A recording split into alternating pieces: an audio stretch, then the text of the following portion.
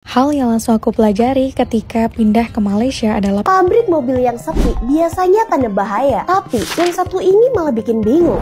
Guys, IKN apa kabar sih? 2024 buru-buru banget. Tapi jangan usir kami. Jangan hancurkan masa depan.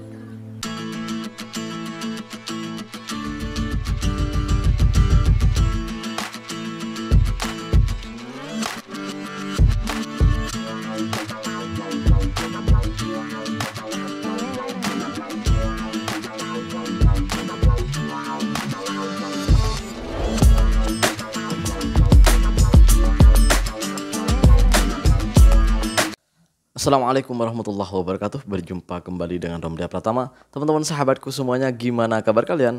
Mudah-mudahan kalian semuanya baik-baik saja beserta keluarganya di sana. Teman-teman sahabatku, buat kalian yang baru gabung, yang baru nonton video ini, silahkan di subscribe dulu, di like dan di komen guys. Buat teman-teman sahabatku yang udah mendukung support channel ini, terima kasih. Mudah-mudahan kalian semuanya diberikan keberkahan umur, keberkahan rezeki, dimudahkan segala urusannya, baik urusan dunia maupun urusan akhirat. Amin ya rabbal alamin.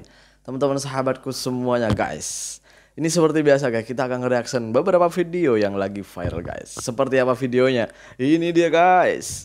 hal yang langsung aku pelajari ketika pindah ke Malaysia adalah public transportnya. Berhubung di sini aku belum punya kendaraan pribadi, jadi untuk mobilitas sehari-hari aku mengandalkan transportasi publik. Di Malaysia sendiri ada 4 transportasi publik yang utama. Ada monorail, LRT, MRT, dan juga bus. Sejauh ini aku terbilang sangat jarang menggunakan Grab untuk mobilitas. Aku merasa bahwa public transport di sini sangat reliable dan tentunya sangat on time. Banyak fasilitas publik, bahkan sampai apartemen atau kondo yang punya jembatan yang menghubungkan dengan stasiun MRT atau LRT. Biayanya juga cukup terjangkau dengan kemudahan akses untuk isi ulang dan pembelian kartu. Overall, ini sangat memudahkan aku untuk menjangkau daerah di KL tanpa harus punya kendaraan pribadi. Kalau transportasi umum ya jangan diragukan lagi deh. Kalau Malaysia, gue udah hidup berapa tahun di sana ya. Di Malaysia itu memang seperti itu guys. Ya, public transportasinya itu sangat-sangat bagus gitu. Ya cocok banget untuk kita tiru sebenarnya. Dimana transportasi publik kita itu masih amburadul sampai sekarang kan. Di Indonesia ini, di kota manapun lah. Bahkan di Jakarta pun masih belum serapi di Malaysia, di Kuala Lumpur gitu. Kuala Lumpur, Selangor, Putrajaya itu setahu aku ya, karena gue tuh banyak kali hidup di sana. Banyak tahun lah hidup di sana, jadi yang gue tahu, yang gue paham itu sangat Putrajaya, Selangor, dan Kuala Lumpur itu sangat bagus transportasinya. Bukan bagus secara bentuk ya, tetapi apa ya, terintegrasi dari tempat satu ke tempat satunya itu sangat terintegrasi bagus banget gitu. Jadi patutlah untuk kita tiru sebenarnya. Di kita ya di Jakarta aja masih beradul, apalagi di kota-kota lainnya. Bener kan? Kita itu masih baru mulai membuat transportasi yang baik. Malaysia sudah lama kali tuh buat. Bahkan sekarang itu wah, gue tuh udah hidup berapa tahun di sana, jadi tahu lah gitu ya. Mau kemana-mana itu enak banget dan harganya tuh murah guys. Bener, harganya tuh murah. Itu perbedaannya guys. Di kita, aduh, nggak usah ngomong deh, kalian udah tahu sendiri. Kita berlanjut ke video selanjutnya. Ini dia guys. Pabrik mobil yang sepi biasanya tanda bahaya, tapi yang satu ini malah bikin bingung. Pabrik SMK di Boyolali terlihat lenggak, tapi nggak pernah SMK. PHK karyawan. Produksi katanya jalan terus, gaji tetap cair, dan karyawan aktif kerja. Tapi kok mobilnya nggak pernah kelihatan di jalan? Kontrasnya jelas. Di satu sisi, publik lihat pabrik sepi, bahkan sempat viral karena kayak nggak ada aktivitas sama sekali. Tapi di sisi lain, manajemen bilang semuanya normal. Kepala desa juga nyebut ada puluhan warga yang kerja di sana dan nggak ada satupun yang diberhentikan. Kapasitas pabrik disebut-sebut bisa bikin 10.000 unit per tahun, tapi sampai sekarang gak ada transparansi berapa unit yang beneran diproduksi atau dijual. Dan netizen nyinyir, ini mobil paling aman karena gak pernah ada di jalan. Ini proyek besar tapi minim bukti nyata. Publik sih mulai curiga, jangan-jangan ini cuma simbolik tanpa aktivitas real. Di era sekarang narasi doang gak cukup, orang nuntut data, transparansi, dan bukti lapangan yang nyata. Siapa yang gak bingung coba? Satu Indonesia tuh dibuat bingung sebenarnya sama program-program zaman Jokowi dulu. Sampai sekarang tuh dibuat bingung guys. IKN gak ada kabarnya ya. Terus mobil SMK itu ada, pabriknya ada. Terus tapi nggak ada mobil yang berkeliaran di jalanan gitu. Nggak ada mobil SMK di jalan itu. Tapi ada orang kerja di sana. Sebenarnya patut kita curigai ya. Kenapa negara nggak curiga ya? Pemerintah kenapa nggak curiga? Ya, mobil nggak ada di jalan, nggak ada orang beli, dan nggak ada tuh yang memberitakan bahwa orang ini beli, nggak ada tuh. Terus yang herannya lagi itu ada orang kerja di sana, bahkan kepala desanya tuh ngomong ada puluhan orang yang bekerja di sana. Jadi masyarakat di kampung sana itu ada yang kerja di sana. Terus ngerjain apa? Kalau produksinya tidak jalan. Yang jadi heran ini, seharusnya kan jadi pertanyaan nih. Pemerintah nggak mungkin dong nggak curiga. Kan iya kan? Uangnya dari mana? Terus orang yang kerja itu buat apa? SMK. Memang programnya tuh lucu-lucu banget loh. Sekarang IKN nggak ada kabar nih. Bahkan di pemberitaan di media TV, di media sosial media lainnya pun minim sekali untuk kita mencari tahu gimana keadaan IKN sekarang.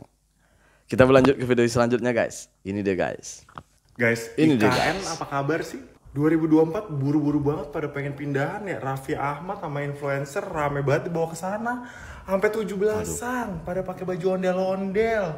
Pada nangkring di depan istananya. Sekarang kemana? Gak pernah muncul perasaan presidennya sekarang muncul-muncul di sono. Ngapa kayak nginep kayak Bener gitu? Staycation apa kayak? Gak ada kabar tuh. tuh. Ada orang pada minjemin Alphard sampai berpuluh-puluh Alphard bakal 17-an di sono. Katanya bakal wah pindahan semua ke sono. ASN, apa kabar tuh? Jadi pada pindah ke sono apa enggak? Gede, gua aja bangun rumah di kampung aja udah kelar. Baru mulai kemarin Januari. Ini bangun kota baru kagak mulai-mulai. Padahal itu duitnya kagak dari investor. Coba kalau dari investor udah pasti dikejar-kejar. Duitnya duit siapa? Duit lu. Iya sih, di 2024 tuh buru-buru banget ya. Buru-buru banget buat ini, buat itu. Bahkan perayaan hari ulang tahun Republik Indonesia di 2024 itu dirayain di sana. Katanya mau pindah lah, mau inilah, mau itulah. Tapi kenyataannya sampai sekarang pemerintah kita itu masih di Jakarta. Presiden masih di sana, ASN masih di sana, semuanya masih di sana. Bahkan kabar terakhir yang gue dengar itu, gue pernah buat videonya, katanya IKN itu sekarang jadi sarangnya, mohon maaf banget, pelacur guys. Pelacur itu apa ya? PSK. Apa tuh ya? Kalau di Malaysia itu bahasanya ya, ayam lah gitu ya. Kabar terakhir sih gitu, yang mudah-mudahan enggak sih, mudah-mudahan ada penertiban. Mudah-mudahan sih pemerintah terus bergerak untuk membersihkan semuanya itu. Bener kan? Ntar masa iya sih ibu kota kita tempatnya maksiat nantinya. ASN gak jadi berangkat ke sana maksiatnya yang datang. Allahu Akbar. Tapi mudah-mudahan enggak lah. Mudah-mudahan cepat selesai itu semuanya. Kita berlanjut ke video selanjutnya. Ini dia guys. Tapi jangan usir kami. Ini dia guys. Kami ingin anak kami belajar. Anak-anaknya udah minta tolong, guru-gurunya juga udah minta tolong. Tapi sampai hari ini yang mereka dapat cuma ketidakpastian. Ini tentang SLB Negeri Apa Jajaran Bandung. SLB tertua di Asia Tenggara. ya? Tertua. Bayangin tempat ratusan anak dengan disabilitas belajar setiap hari dari dulu. Tapi sekarang dibongkar. Katanya mau diperbaiki. Tapi tiba-tiba muncul proyek sekolah rakyat. Kepala sekolah sendiri bilang belum ada kepastian tentang status setelah bangunan ini selesai. Anak-anak harus pindah mendadak ke SLB Cicendo di tengah ujian tanpa tahu sampai kapan mereka bisa belajar di sana. Yang tersisa cuma 3 ruangan, 3 guru ngajar bareng-bareng di satu kelas. Bukan suasana belajar, tapi kebisingan yang membingungkan. Dan ini bukan cuma soal tempat, ini soal rasa aman, soal masa depan, soal hak belajar anak-anak yang sejak awal harusnya lebih dijaga. SLB ini berdiri bahkan sebelum Indonesia merdeka, tapi sekarang justru terancam diabaikan oleh negerinya sendiri. Pak Presiden, Pak Menteri, Kemensos, Kemdikbud, tolong dengar jeritan mereka. Karena kalau mereka yang sudah bicara pun masih tidak didengar, lalu siapa lagi yang bisa viralin syariah debat tetap pakai adab? Sedih sebenarnya guys, kalau kita dengar pemerintah kita itu seenaknya aja sama rakyatnya sendiri gitu. Sedih sebenarnya. Sebenarnya kalau pemerintah ini benar-benar mau memakai gedung yang sudah digunakan oleh anak-anak yang sekolah OKU ini, OKU kalau di Malaysia ya, kalau di sini disabilitas itu, orang-orang yang menyandang disabilitas itu kan sekolah-sekolah disabilitas ya.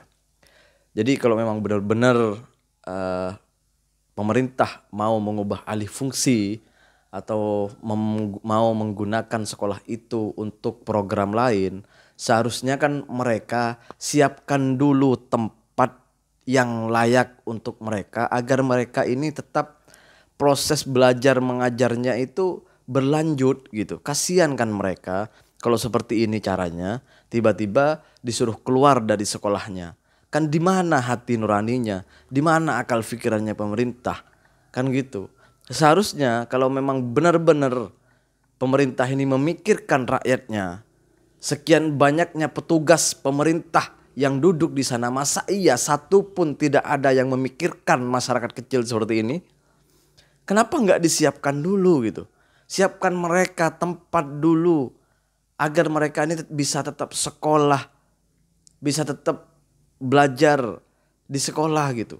Mereka itu sedang sebentar lagi tuh ujian semester gitu.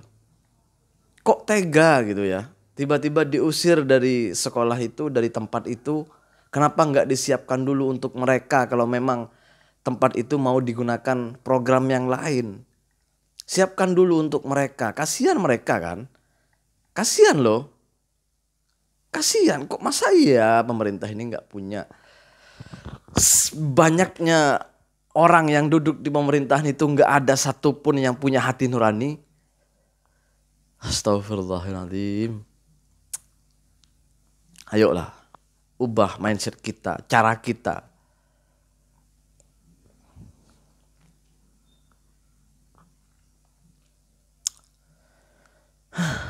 Terima kasih buat semuanya yang udah nonton. Assalamualaikum warahmatullahi wabarakatuh. Jangan lupa sholawat guys.